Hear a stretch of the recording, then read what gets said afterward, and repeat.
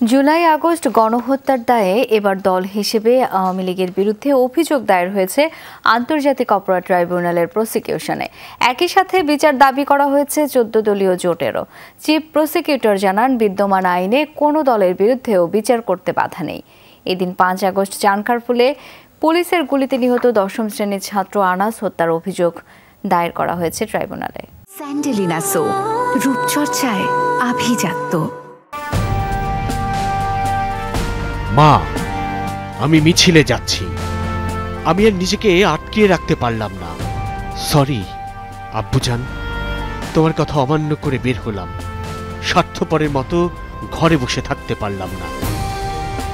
কিশোর বাচ্চাটা নিজেকে আর আটকায় না রাখতে পেরে আমাদের কথা অমান্য করে ঘর থেকে বের হয়ে গেছে। একটা চিঠি লিখে যে মা, আমি আন্দোলনে যাচ্ছি, যদি বেঁচে ফিরি তো ফিরলাম, আর যদি না ফিরি কষ্ট পায়ও না তোমরা।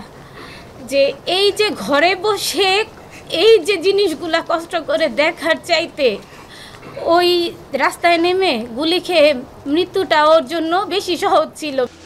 শাহরিয়ার খান আনাসের মা ছেলে হত্যার বিচার চাইতে আন্তর্জাতিক অপরাধ ট্রাইব্যুনালে অভিযোগ দায়ের করেন। বলেন, সম্পূর্ণ নিরস্ত্র অবস্থায় যারা টার্গেট শুট করে তার কিশোর সন্তানকে হত্যা করেছে, তিনি সে হত্যাকারী ও নির্দেশদাতার বিচার চান। যারা কমান্ডটা মেনে নিয়ে গুলি করছে তারা এবং যারা হুকুম দিছে তারা, এই প্রত্যেকের সাজাটা চাই।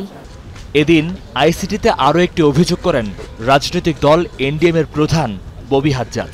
গণভবনে 19 জুলাই 14 দলের বৈঠকের সূত্র ধরে তার অভিযোগ, জুলাই গণহত্যার দায় আওয়ামী লীগের পাশাপাশি 14 দলেরও। 14 দলের বৈঠকের মাধ্যমে তারা ওই ডিসিশনে আসেন যে ওনারা কারফিউ জারি করবেন এবং এই কারফিউতে ওনারা দেখা মাত্র গুলি করার অর্ডার জানান। সবশেষ দুটি অভিযোগের বিষয়ে সংবাদ সম্মেলনে ট্রাইব্যুনালের প্রধান কৌশলী বলেন, বিদ্যমান আইনে কোনো দলের বিরুদ্ধে বিচার করতে বাধা নেই, তবে শাস্তি কি হবে তা নির্ধারণ করতে আইন সংস্কারের প্রয়োজন হতে পারে।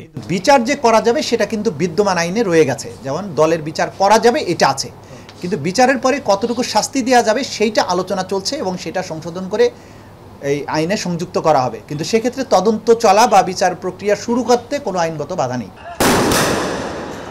আন্তর্জাতিক অপরাধ ট্রাইব্যুনালে এখন পর্যন্ত জুলাই গণহত্যার বিচার দাবিতে 51টি অভিযোগ দায়ের হয়েছে, যার মধ্যে প্রসিকিউশনে 35 আর তদন্ত সংস্থায় 16টি।